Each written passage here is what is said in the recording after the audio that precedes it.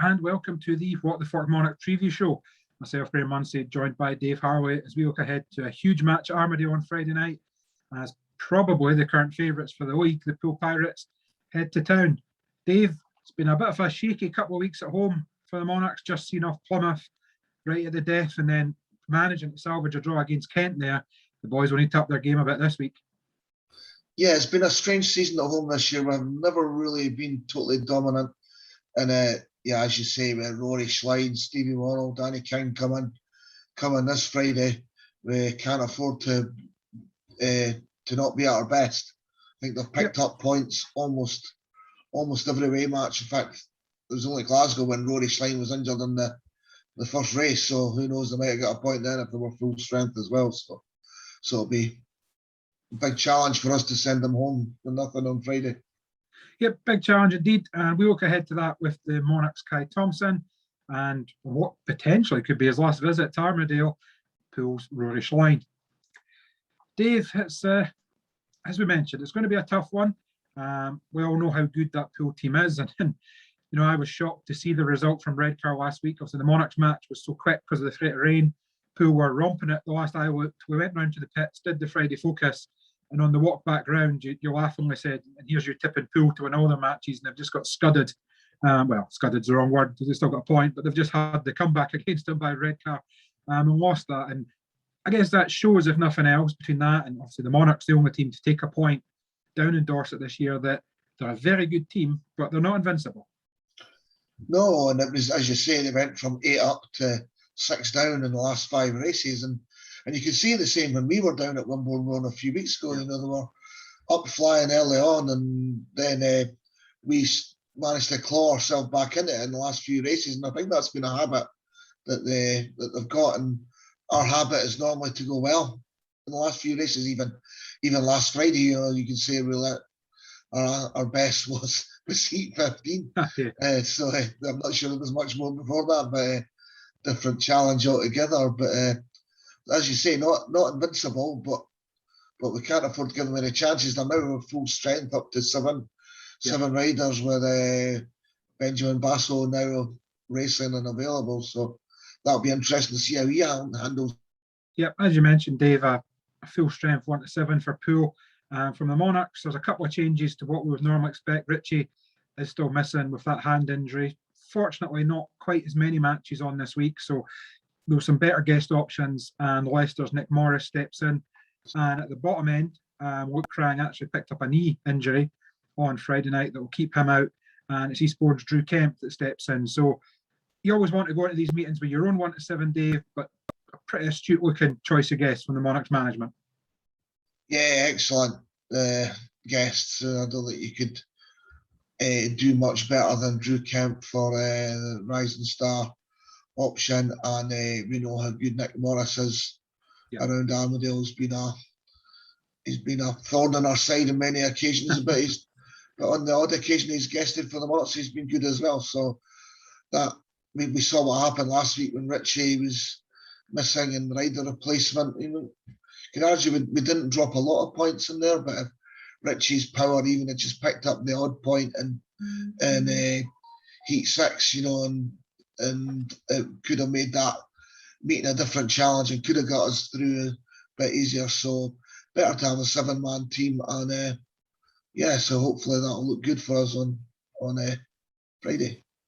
Yep, as you say there, Richie, you're right. What was it? I think was it paid 9 or paid 10 we got from his rider replacement ride. So you know the point scoring wasn't there, but there's just something about when you have to run rider replacement. You know, you rejig your team. So obviously we moved Rich out at 5. And that took away our strength at 3 and 4 that has been Kai and Josh. It sort of nullifies your options a little bit in heat 15, albeit, you know, the options we did have got the 5-1. So it's always better to have a full 1 to 7, and that will be the case on Friday. One man, Dave, who probably could be excluded from any, I don't want to say criticism, because there's probably not too much criticism for the Monarchs for the last 2 weeks, but certainly one man who has been pulling his weight is Thomson. You know, Kai joined us at the start of the season and showing just what a fantastic sign and what a fantastic rider he is. His last 2 weeks, I mean, he's paid for 19 points over the 2 weeks, and he'll be another one that will be a key man. You look at the top ends of the respective teams, and we've mentioned there, you know, it's going to be Sam Masters, Josh Pickering, and Nick Morris. up against Steve Worrall, Danny King, and Rory Schlein. Those guys look after themselves. In the second string position, Poole looked very strong. We'll see how Basso goes as a newcomer. He did very well at Redcar on Friday, and we'll hear from Rory Schlein in a bit. He certainly raved about him. And Stefan Nielsen's had a fantastic season. So another big match for Kai on Friday night. Yeah, and I was going to say partnered up now opposite Stevie Worrall. So in that Heat 12, it'll be a big challenge for us to get something out of that race. But he's, as you say, he's been thoroughly dependable. And apart from that tape touch last Friday, and everything has been solid from Kai, and he's going with it. And you can start to see he's now expecting things from himself that's and which is right for a guy. He's a young guy, but he's not here to come and have fun racing. He's here to go and be a competitive rider and try to climb the ranks of Speedway. And from what we've seen this season, there's certainly no reason why he can't do that. Yep, definitely. You mentioned there, Kai. He knows what he's capable of, and he's confident in his own ability. As you'll hear now, I caught up with him a little bit earlier on. So Kai, obviously, tough weekend last Friday. Managed to pull out a draw in the end, but I guess maybe just a few of the guys of the team maybe need to up their game a wee bit this week when Poole come probably the most informed team in the league just now. Yeah, that's right. It was definitely tough, and trying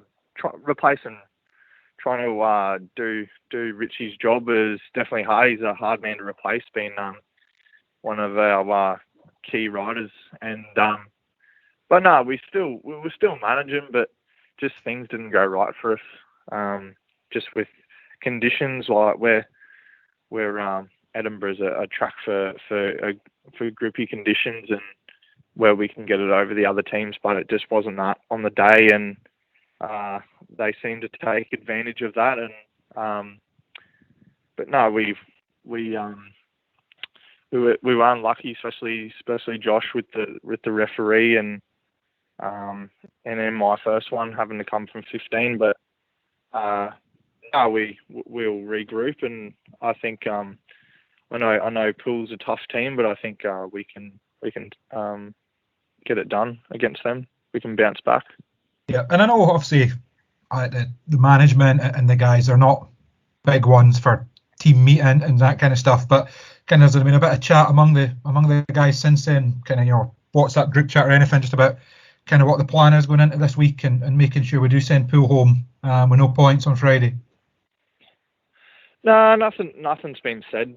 They know we know how to ride, and I know what job we can do. It's just one of them nights, but we haven't had a chat about anything. They just know we'll definitely come more prepared into next meeting and know what to expect. Yeah, and obviously we touched on Poole coming up. We gave them a close run down there the other week. It was a kind of match, two different halves. Obviously the gates were so uneven that Poole had the better gates early and got up to a big lead, but then everyone stuck to their task and got a point. So, while Poole are a very good team, we certainly know that our guys are more than capable as well. Yeah, that's right. And we, Poole being a top league track for many years, most of us had never seen the place. So, and it took us a while to get things right with the bikes to find that speed, and but no, most of us got it in the end, and especially Richie and Sam with their experience, and was able to get a couple 5-1s and at the end and get us a point. So that was we were able to go home a bit with our heads high. Yeah. And from your own point of view, obviously it's been a busy spell, or the busiest spell of the season for the Monarchs, probably the last month or so. That's coincided with an excellent run of form for yourself. Just how happy have you been? We've seen as away matches go on, you're going to tracks for the first time, but you get better as night goes on. You mentioned Sam and Richie at Poole, but you had your first Heat 15 down at Kent the other week and joined Sam for a 5-1 to get Monarchs another point. So things like that must just be sort of poison and little ticks in the box for yourself just to know that everything's going in the right direction. Yeah, definitely. It's a good spark for me. It shows where I'm at and what I've progressed and things like that. I didn't expect the shout out to being heat 15, but no, it was good, and I was just happy. I was showed John and everyone I was capable of being able to step up and do the job. Okay, Thomson or Dave, and interesting to hear his thoughts on the team and what happened last couple of weeks. I was maybe trying to lead him a certain way for an answer, and certainly it doesn't seem to be the way. The team's still confident in what they can do. There's no panic stations within the team, and everyone knows what's needed on Friday night. Yeah, no, he's a thoroughly professional rider already, even at his young age, and we know that the nature of the team with the strength at the top end means we're always going to have riders a little bit weaker further down, and we know Willie can't what he can do. We just need him to try and do it more often, and I think Nathan was starting to show last week with some better signs. So if that continues, but he's got get himself out the gate, give himself that fighting chance in that first bend. But Monarchs at home should be looking for it to win, and we need to make sure we're sending. We get those 3 points, because after dropping points last week, we can't afford to drop very many more. Don't want to drop anywhere near any challenge for lower in the playoff table. We want to make sure we're up at least third, fourth, preferably second, but that may be beyond us now. I think you're right there. I think first and second are probably gone. You look at the plus minus table, and Poole and Glasgow are probably kind of double our tally for that now. Obviously, and we hope it doesn't happen. Of course, there's the looming threat of what's happening with Eastbourne, not able to fulfil fixtures just now. So if for any reason they couldn't finish their season, then that's another 3 away points that come off the board. So we can't afford, we're in I wouldn't say we're in a comfortable position. I can't say the word comfortable, as long as we maintain a home record. It's a comfortable position that isn't quite as comfortable if you put one, certainly if you put 2 home losses or home drop points matches on there. So the Monarchs will need to be at their best. And as I said, it's a very strong Poole team. We've touched on some of the names there. 2 former Monarchs League winners and Rory Schlein and Richie Worrall. Stevie probably having his best season since he was with the Monarchs. Yeah. Danny King, quietly goes about his business, racks up double digits almost everywhere. And then some exciting youngsters that will be new to Armadale and are new to British Speedway this year, in Benjamin Basso and Ben Cook. Cook just returning after an injury, so hopefully he's fully healed for his point of view. And then even Stefan Nielsen and Daniel Hume, 2 guys that have built on their average this year. So, when you look at teams, sometimes you think, right, well, here's the heat where we can exploit. Here's where we're looking to get those points on the board. There's not a weak link in that Poole chain. No, and when you talk about Daniel Hume, he's only been to Armadale once, but it was paid 8 back in 2018. Yeah. You say Ben for his first meeting be a challenge. I don't know how much. I'm talking about Ben Cook there. Forgetting you could say Ben Basso as well. I'm not sure if that's what he gets called, but and again coming from Basso, Willie have experienced anything like Armadale before? Possibly not. So we've got to make advantage. We know we talk about Heat 8 most weeks, and Heat 2. We need to make sure we're coming out of them with as little damage as possible. Preferably, we are scoring points, because as you say, it's going to be tough getting heat advantages in all races. But just close off those. Don't give away 5-1s. That'd be the key message for me. Yeah, and I think you're right. If you were going to criticise the Monarchs team last year, you would look at Heat 8 and say that was a disaster. Up to that point, Morley hadn't beaten an opponent. Gilks had only beaten Luke in Heat 2, and to pop out for what was the easiest 5-1 they'll probably ever score in their professional careers was pretty poor by Lawson and Greaves, if we're being hypercritical. And these are the heats that matches are won and lost on. It's all very well heats 13 and 15 and pointing the big guns, but points count in every race, and we need to be solid all the way through. And it won't be easy against that Poole team, of course, led by former Monarch and soon to retire now his final season in British Speedway, Rory Schlein. I caught up with Rory earlier on to get his thoughts on how the Poole season's going and what could be his final visit to Armadale. Rory, big match at Armadale this Friday. Poole, probably the form team in the league, albeit maybe a little reality check at Redcar last Friday. They were looking to get back and get another away win on the cards. Pretty much.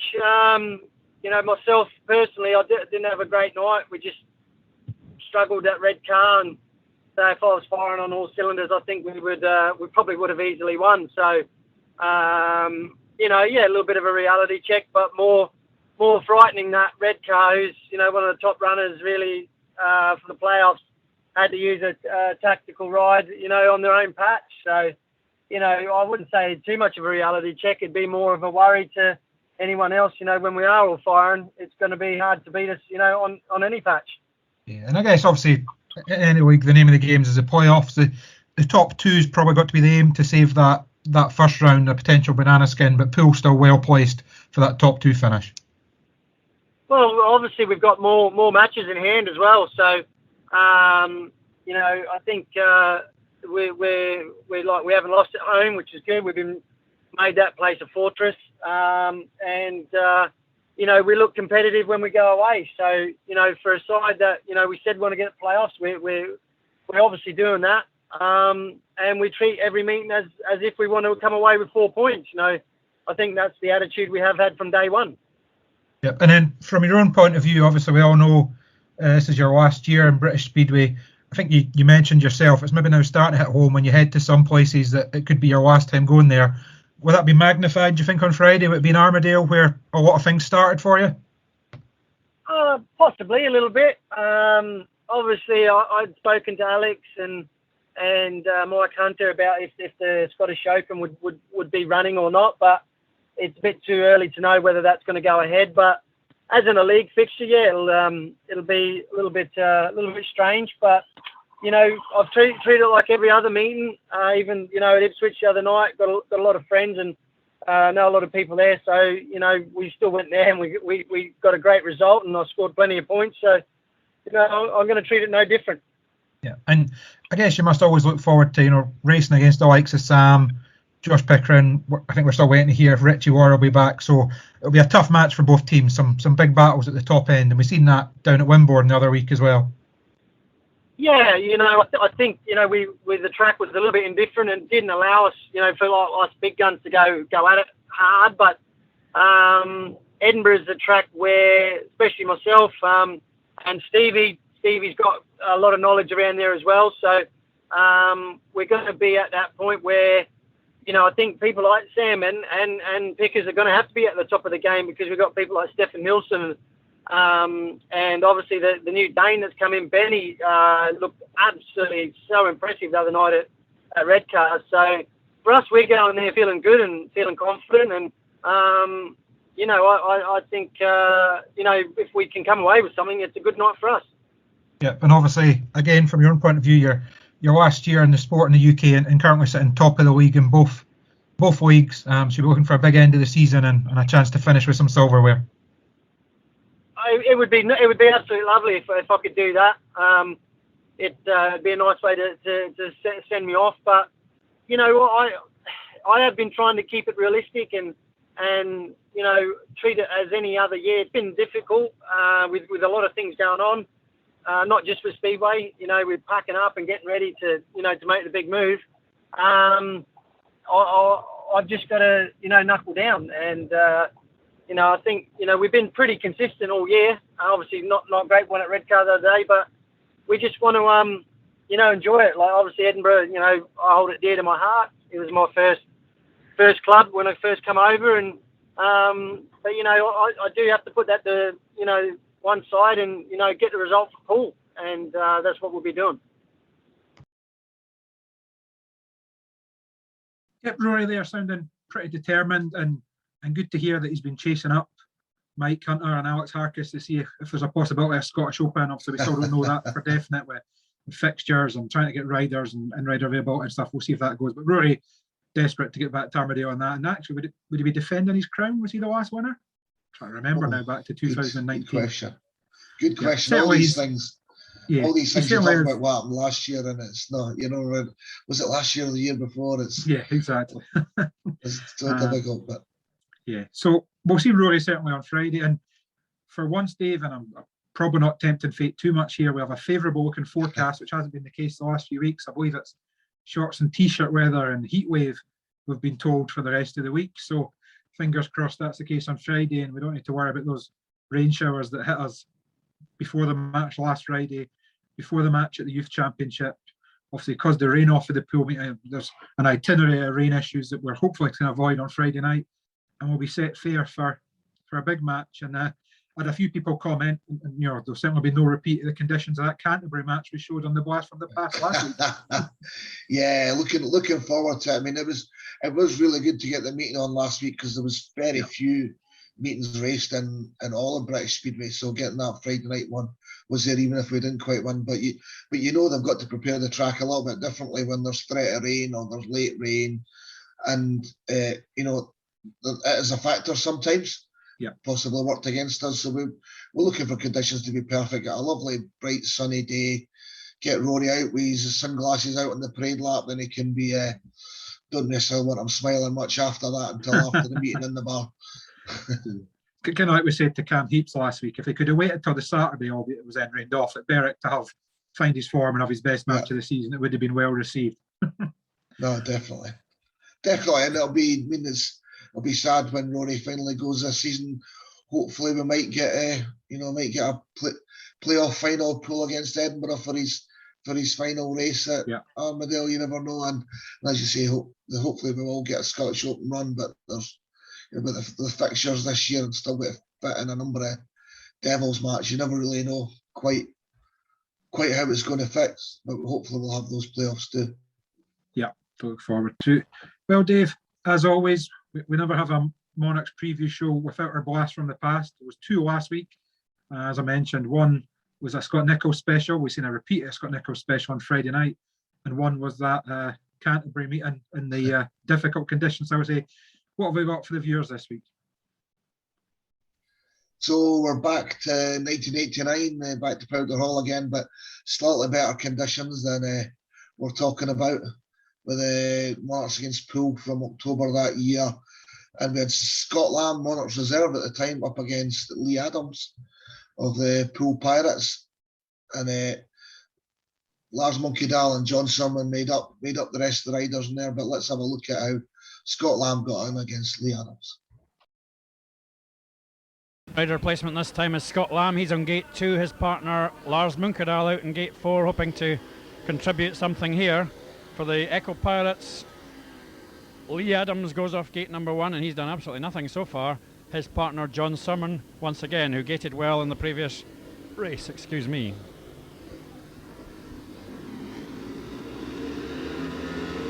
Oh, Scott Lamb totally asleep there. Lars Munkedal's got a reasonable start, and Scott Lamb's come tearing through. Tremendous first corner by Lamb. He's got Leigh Adams. Can he hold it here? Magnificent riding by Lamb. Adams comes back. Scott Lamb into his leg trailing style, which he sometimes reverts to. At the back, John Summerman leads Lars Munkedal, who got a decent start, but had another terrible first corner. 2 laps gone. Scott Lamb having to work like the devil here, and Leigh Adams is right on his tail. I think Scott might be too tight there. Adams has got the better line. Into the final lap, Lamb still leads. Very wide. Adams coming alongside and has gone to the front. Lamb tries to cut back inside him, but Leigh Adams has got a magnificent race. That was absolutely superb speedway. And John Summerman takes the third from the dreadfully disappointing Munkedal once again. So the Poole Pirates have cut back the lead by 2 points there. Now 28 to Edinburgh, 26 to Poole, and that was a superb ride by Leigh Adams and a great effort by Scott Lamb as well. Cracking race from the past there, Dave, and no disgrace for Scott Lamb there, with the man that beat him in a career he would go on to have. Yeah, absolutely brilliant. Classy rider, Leigh Adams, and he showed it there, patience and waiting for his opportunity to pass Scott, but a decent effort there. Poole did go on to win that night, which hopefully that's not a sign of things to come. But yeah, no, it does show that they were always a challenge when they came up, when they were in the National League as it was back then. But now they're back at championship level. They are posing another challenge. Likely to be top of the table, as you said, going into the playoffs. But here's a chance for Monarchs to show them what they could face in those playoffs.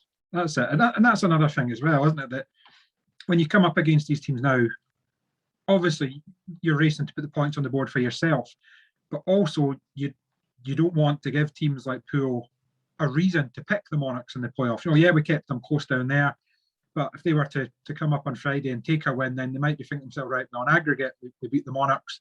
Yeah. We won home and away. They might be our first choice when it comes time for picking if it gets to that stage. So plenty on the line on Friday. As always, Dave, our restrictions have eased now. There's no real restrictions on numbers in, so get yourself along. Still advisable to get your ticket in advance. It saves any double queuing or anything on the night. Although if you can't get your ticket, you can pay kind of on the gate. It's not a case of going up the gate and paying. There's a separate little hut off to the side. You go up there, pay. They do the track and trace details. Then you get your ticket to go in through there. If you can't join us, then the live stream will be available. EMTV, link on the Monarchs webpage for that. But Dave, it's a big one I'm looking forward to.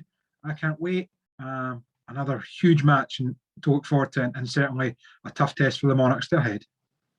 Yeah, huge match. This is where we've got to start building for the end of the season. We've had a little bit of a lull in the last few weeks. We now need to, as you say, give that fear factor, make teams frightened to come into Armadale. That's what we need to go and show and stamp our authority all over these matches. So let's go and start with that against the Pirates on Friday. Sounds good to me.